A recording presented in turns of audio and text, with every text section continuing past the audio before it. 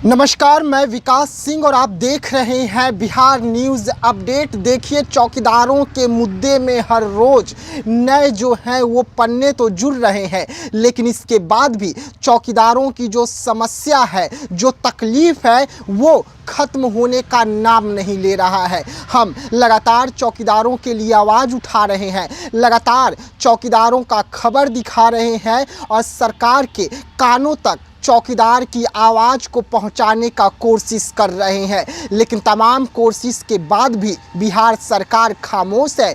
चौकीदार के लिए तमाम नेता खामोश है और उनके समाज के जो नेता चिराग पासवान है वो खामोश है, उनकी पार्टी खामोश है। इसके बाद भी चौकीदारों का जो दिक्कत है वो लगातार बढ़ते जा रहा है। इतना सब कुछ करने के बाद भी चौकीदारों को न्याय कैसे मिले ये समझ में नहीं आ रहा है। लेकिन आज हम कुछ ऐसे चौकीदारों की दास्तां सुनाने जा रहे हैं आपको, जिन चौकीदारों की दास्तां आप सुनेंगे तो आप सोचने पर मजबूर हो जाएंगे कि किस तरीके से पहले उन चौकीदारों से काम लिया गया और उसके बाद उन्हें सस्पेंड कर दिया गया। जी हाँ, आज एक दो नहीं बल्कि हम आपको 9 चौकीदारों की घर की दास्तां सुनाने जा रहे हैं, जिसे गौर से आपको सुनने की ज़रूरत है और समझने की ज़रूरत है कि किस तरीके से चौकीदारों के साथ बिहार में धोखाधड़ी हो रहा है, किस तरीके से चौकीदारों से काम लिया जाता है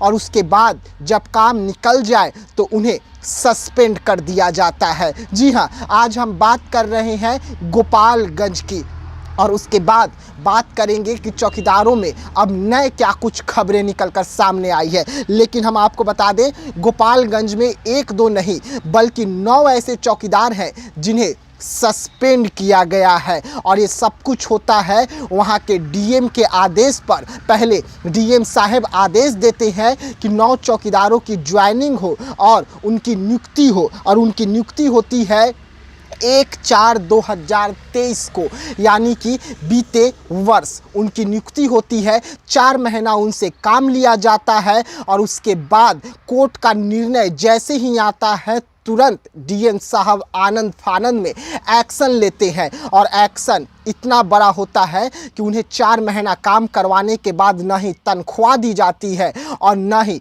उन्हें नौकरी पर रखा जाता है, उन्हें नौकरी से बाहर का रास्ता दिखा दिया जाता है। और वैसे में एक दो नहीं बल्कि 9 ऐसे चौकीदार हैं जिन्हें सस्पेंड किया गया था। 4-4 महीने काम करवाकर अब बिना तनख्वाह दिए उन्हें सस्पेंड कर दिया गया है और डीएम साहब के आदेश पर ये सब कुछ होता है। यानी कि डीएम साहब एक आदेश जारी करते हैं, उस आदेश में 9 चौकीदारों की नियुक्ति होती है और उसके बाद 9 चौकीदारों को 4 महीना काम करवाने के बाद सस्पेंड किया जाता है। और ये सब कुछ नवल किशोर चौधरी जो गोपालगंज के उस समय के डीएम थे, उनके आदेश पर सब कुछ होता है। उनके आदेश पर ही इन चौकीदारों की नियुक्ति की जाती है, इनसे काम लिया जाता है और कोर्ट का निर्णय जैसे ही आता है तुरंत आनंद फानंद में एक्शन लिया जाता है और ये 9 चौकीदारों को सस्पेंड कर दिया जाता है। वैसे में ये भी लगातार अपनी मांगों को सरकार के सामने रख रहे हैं, लेकिन सरकार सुनने को तैयार नहीं। वैसे में चौकीदार जो है, दफादार जो है, वो बिहार में बड़ा धरना प्रदर्शन की तैयारी तो कर रहे हैं। अब देखने वाली बात होगी कि उनकी इस तैयारी का असर क्या कुछ सरकार पर होगा। क्या ये धरना प्रदर्शन से नीतीश कुमार की जो सरकार है उसकी नींव हिलेगी या जस का तस जो पूरा मामला है वो बना हुआ रह जाएगा, ये भी देखने वाली बात होगी। लेकिन हम आपको बता दें कि इस वक्त चौकीदार संघ जो है बड़ा धरना प्रदर्शन की तैयारी कर रहे हैं। गांधी मैदान भरने का लक्ष्य अपनाया गया है और इस लक्ष्य के तहत चिराग पासवान की पार्टी जो स्थापना दिवस करेगी उससे पहले ही चौकीदार समाज जो है वो गांधी मैदान भरने का दावा ठोक दिए हैं। अब देखने वाली बात होगी कि एक तरफ उनके समाज के नेता चिराग पासवान है तो दूसरी तरफ चौकीदार हैं और चौकीदार संघ जो है अपने ही समाज के नेता को भी टक्कर दे रहे हैं, साथ ही साथ बिहार सरकार को टक्कर दे रहे हैं और पूछ रहे हैं कि अब हमारा हक और अधिकार कहा गया।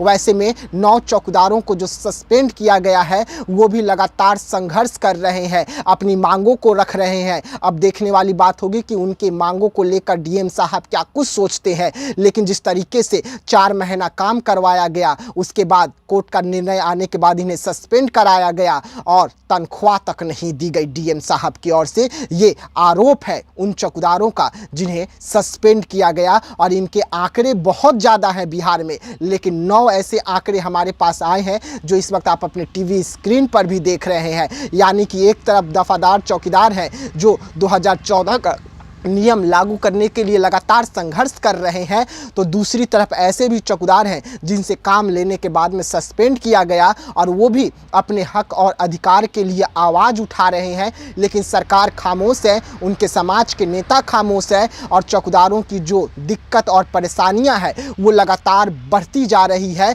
अब देखने वाली बात होगी कि और क्या कुछ मामले चौकीदारों में नए निकल कर आएंगे, लेकिन समस्या बहुत है, निदान 0 बाई सन्नाटा है। उनके समाज के नेता चिराग पासवान भी खामोश है चौकीदार के मुद्दे पर। हालांकि उनकी पार्टी ने बड़ा दावा किया कि उनकी पार्टी का कहना है कि मानसून सत्र तो समाप्त हो गया, लेकिन शीतकालीन सत्र में अध्यादेश लाई जाएगी और चौकीदारों को न्याय दिलाई जाएगी। अब ऐसे में क्या कुछ नए पन्ने जुड़ेंगे, क्या कुछ नए और अपडेट आएंगे, वो भी देखने वाली बात होगी। लेकिन 9 चौकीदारों का भी संघर्ष इस वक्त बिहार में देखने को मिल रहा है। तो ऐसे तमाम खबरों के लिए आप रहिएगा हमारे साथ, दीजिएगा इजाज़त। धन्यवाद।